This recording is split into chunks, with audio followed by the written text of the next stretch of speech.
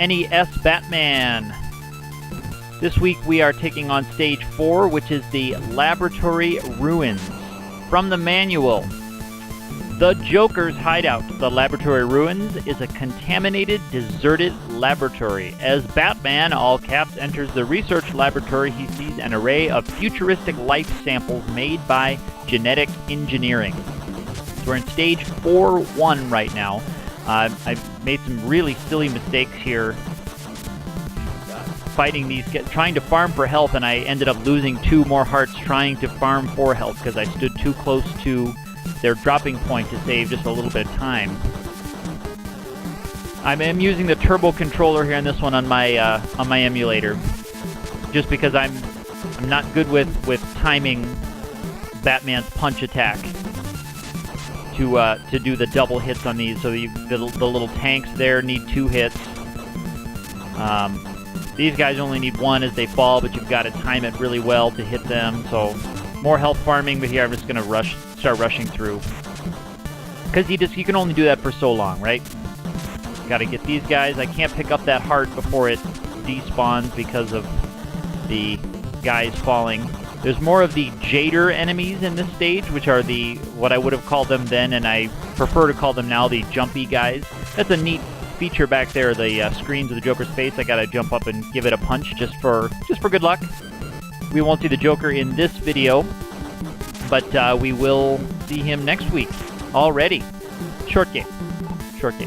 So I use the same trick that I do before on these guys. It takes a long time, but that's okay. I get them just on the edge of the screen to where their hitbox shows up, but they aren't triggered into jumping on me yet. I use the spear gun, as it's called in the manual. I hate using things in the manual because clearly they're rocket-propelled projectiles of some kind. So I don't know. Maybe I'm just a fool. I don't know of any spear guns that shoot rocket-propelled spears. And we all know how much Batman loves guns anyway.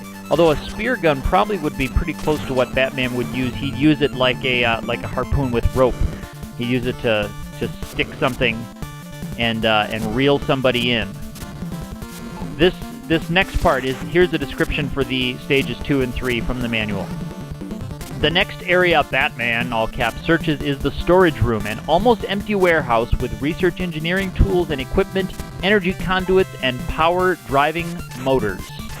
Remember, in this game, anything that's moving is a damaged floor, or a damaged surface, I should say, because there's some are on the floor, some are the ceiling, some on the walls. Anything that's moving, so all of the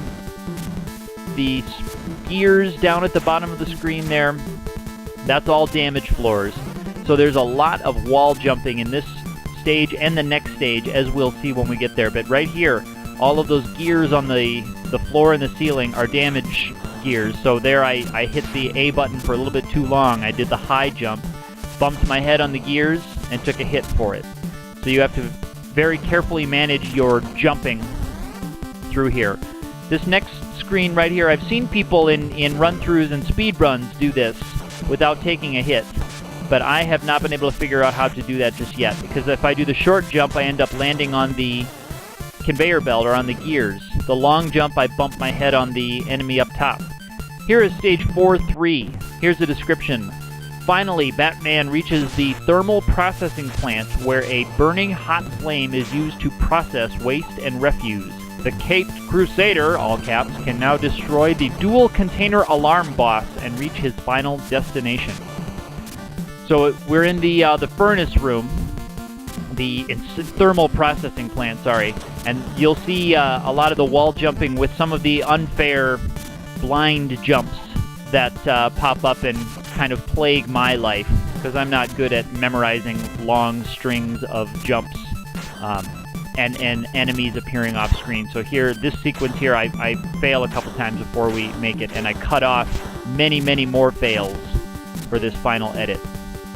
You have to really carefully know where to land, know which of those to land on, which ones to skip, and how to get up to the top. And I was very close to getting it right there, but I mistimed my jump, and down I went. And it's harder than it looks because Batman has that slight delay on his jump. He kind of crouches down. When you hit the A button to jump, he crouches down, then makes the jump. But he can't do that right after he's landed. So landing and jumping quickly after landing are difficult because he also has an animation when he lands, where he kind of lands and crouches down and then stands back up. You can see that when he lands. So it's impossible to land and immediately jump from that lane. You have to land, stand back up, and then to hit jump, you have to crouch back down to execute your jump, which is probably more quote-unquote realistic, but let's forget about realism in a game like this, shall we? So it just makes it very tricky timing. Here I'm using the splitting weapon on the dragon tank. The boss coming up is another one of those lovely Room of Death bosses. Here's the description. The dual container alarm. The boss controls dual container vehicles that can stop any intruder. In an emergency, he is programmed to trigger fire bombs. So they use a he there. I mean, the boss controls dual container vehicles. So maybe there is a person in there. We don't actually see any humanoid figures in the fight as we come up. So I'm not sure if that's a translation error or if I'm supposed to be looking for a humanoid controlling the room boss that we're going to come up here. The dirk, by the way, is the splitting weapon that shoots in 3 directions. Is the dirk. Controlling the screen over here, and I'm farmed for a little bit of extra health. I don't really need to for the lovely Room of Death boss coming up. I really don't need the ammo, and I definitely don't need the B boxes, which are points. I'm not sure how many points it takes to get a 1-up in this game, or if you can. I haven't looked that up in the manual before this recording. And I have to go back to farm for more health, because I took some shots from the Wolverine guy, whatever you'd call him.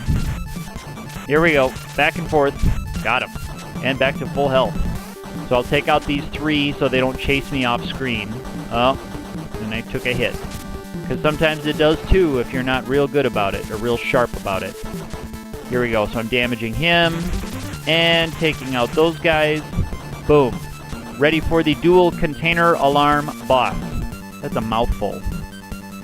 Here we go, checking my lives. Getting ready.